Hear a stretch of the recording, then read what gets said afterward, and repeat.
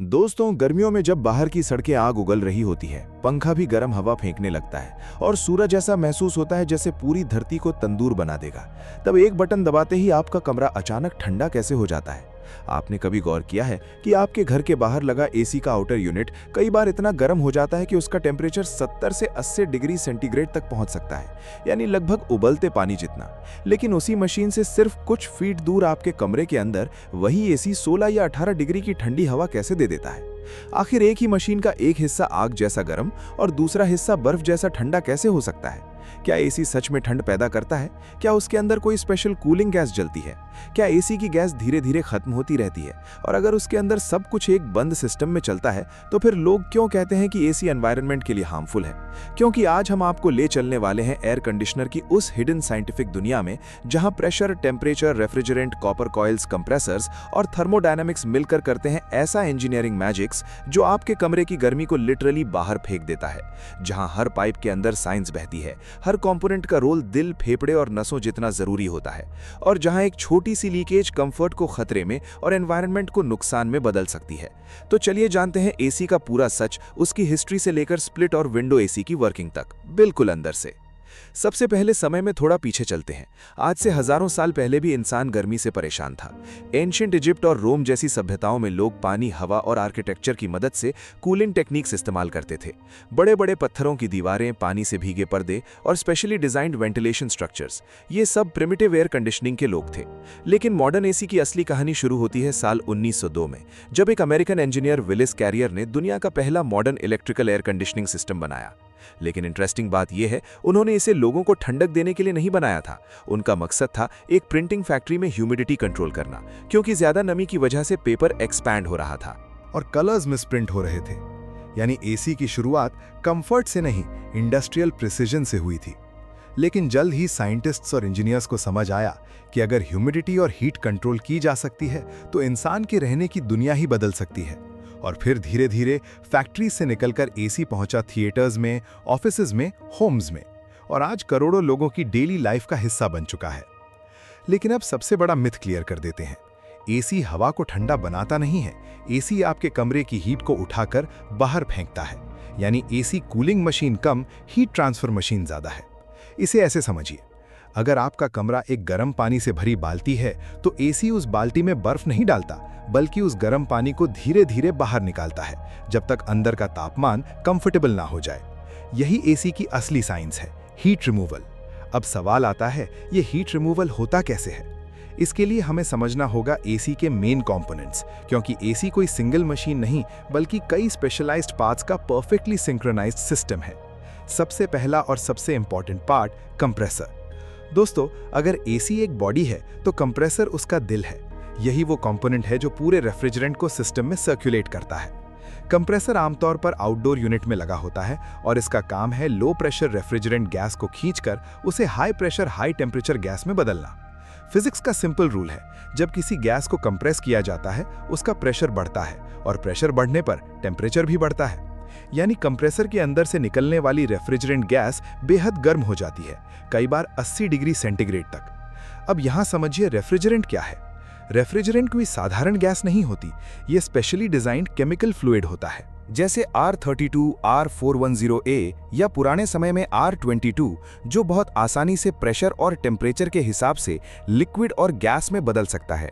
यही बार बार state change करके heat को अब्जॉर्ब और रिलीज करता है। सबसे इंटरेस्टिंग बात ये नॉर्मली खत्म नहीं होती, क्योंकि ये क्लोज्ड लूप में घूमती रहती है।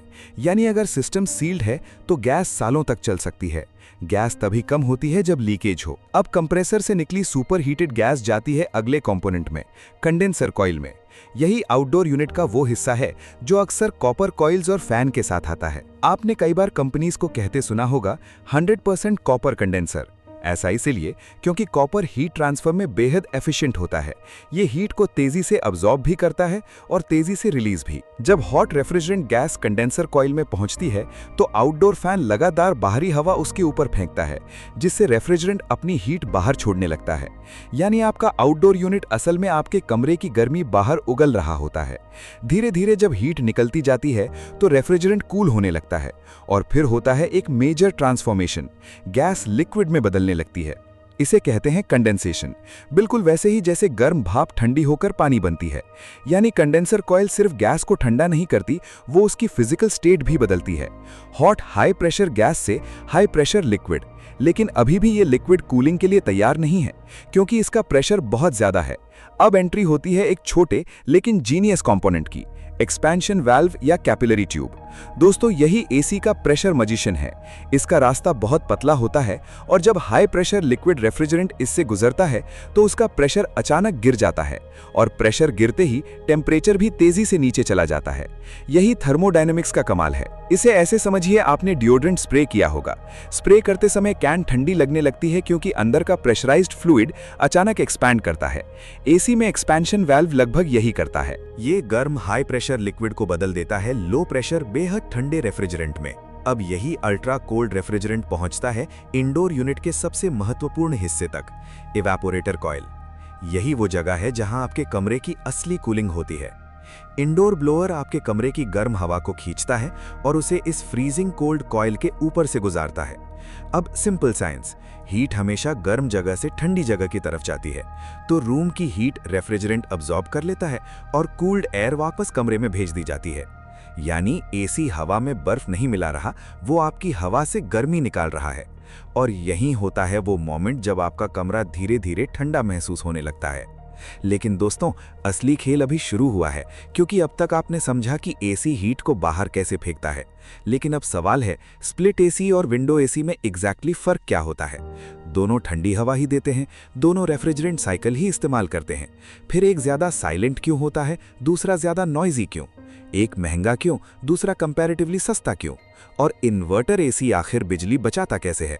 सबसे पहले समझते हैं विंडो एसी। विंडो एसी को ऐसे समझिए जैसे पूरी एसी मशीन को एक ही बॉक्स में पैक कर दिया गया हो, यानी compressor, condenser coil, expansion device और इवेपोरेटर सब कुछ एक सिंगल यूनिट के अंदर।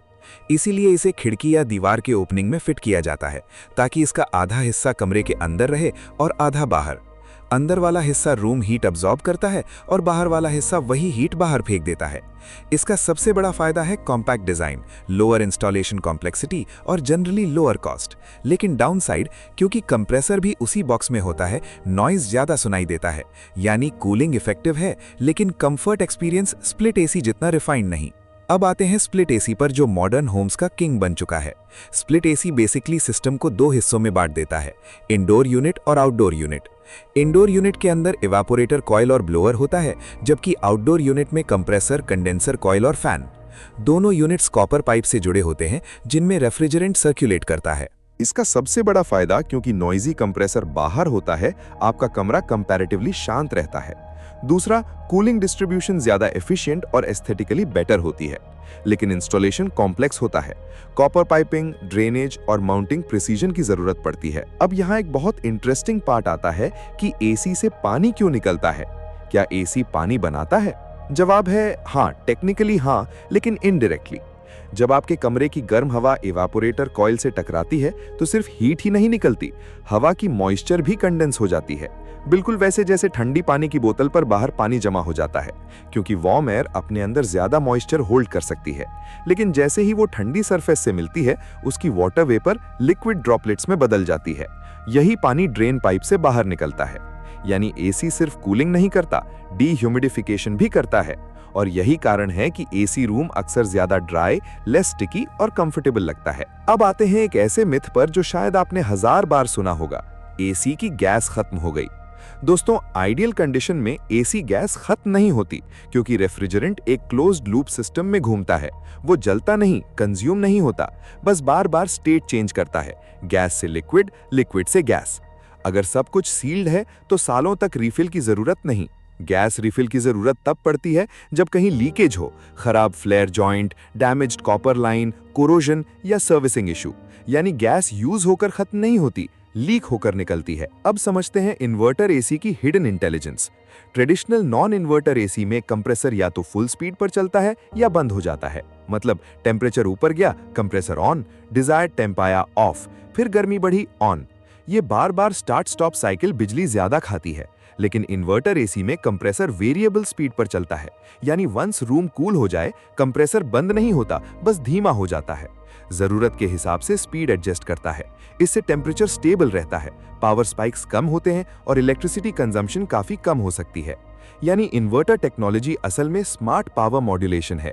इसे ऐसे समझिए, नॉन इन्वर्टर एसी ऐसा है जैसे कार को बार बार फुल एक्सेलरेटर और ब्रेक देना, जबकि इन्वर्टर एसी स्मूथ एडजस्टमेंट करता है। अब बात करते हैं एसी के कुछ हिडन प्रोटेक्टिव कंपोनेंट्स की, जैसे थर्मोस्टेट सेंसर्स, फिल्टर्स और पीसीबी कंट्रोल्स।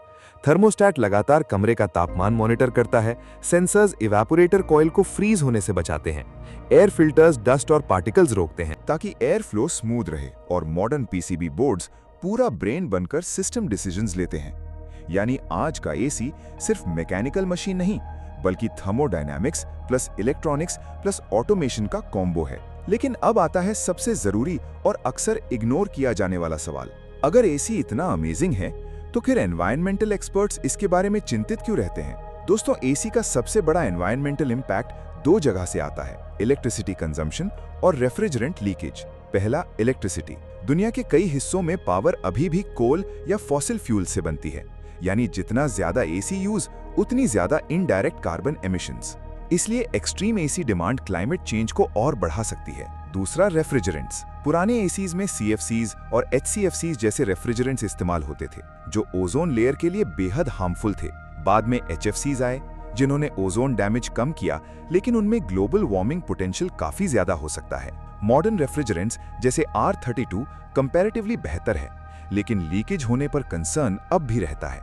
यानी खतरा सिर्फ एसी चलाने से नहीं, बल्कि poorly maintained systems, illegal refrigerants और केयरलेस डिस्पोजल से ज्यादा बढ़ता है। और यही आयरनी है, जिस मशीन को हमने ग्लोबल वार्मिंग से राहत के लिए अपनाया, वही अगर गलत तरीके से इस्तेमाल हो तो वार्मिंग बढ़ाने में भी योगदान दे सकती है। इसलिए फ्यूचर कूलिंग टेक्नोलॉजीज अब energy efficiency, better refrigerants, solar integration और सस्टेनेबल डिजाइन पर फोकस कर रही हैं। तो दोस्तों, अब जब भी आप रिमोट उठाकर एसी ऑन करें और कुछ ही मिनटों में आपका कमरा ठंडा होने लगे, तो याद रखिएगा, ये कोई सिंपल हवा ठंडी करने वाली मशीन नहीं। ये कंप्रेसर की पंपिंग, कंडेंसर की हीट रिजेक्शन, एक्सपेंशन वाल्व की प्रेशर साइंस, इवेपोरेटर की हीट एब्जॉर्प्शन, सेंसर्स की इंटेलिजेंस और रेफ्रिजरेंट की एंडलेस सर्कुलर जर्नी का एक एक्स्ट्राऑर्डिनरी इंजीनियरिंग मास्टरपीस है। आपका एसी ठंड पैदा नहीं कर रहा, वो आपकी गर्मी चुरा रहा है, उसे प्रेशर और फिजिक्स की मदद से कंट्रोल कर रहा है और फिर उसे आपके घर से बाहर धकेल रहा है। यानी कंफर्ट के पीछे हर सेकंड साइंस काम कर रही है। तो अगली बार जब एसी की ठंडी हवा महसूस करें, सिर्फ राहत मत महसूस कीजिए, इंजीनियरिंग का कमाल भी याद रखिएगा, क्योंकि हमारी रोजमर्रा की सबसे सामान्य दिखने वाली चीजों के अंदर भी छुपी होती है एक असाधारण कहानी। अगर आपको ये जानकारी पसंद आई हो तो लाइक जरूर करें और बताइए अगली वीडियो किस टॉपिक पर चाहिए। और इस वीडियो को आप किस शहर से देख रहे हैं, कमेंट में जरूर बताएं। और ऐसे ही ज्ञानवर्धक और दिलचस्प वीडियो देखने के लिए हमारे चैनल को सब्सक्राइब जरूर करें और बेल आइकन दबाना ना भूलें।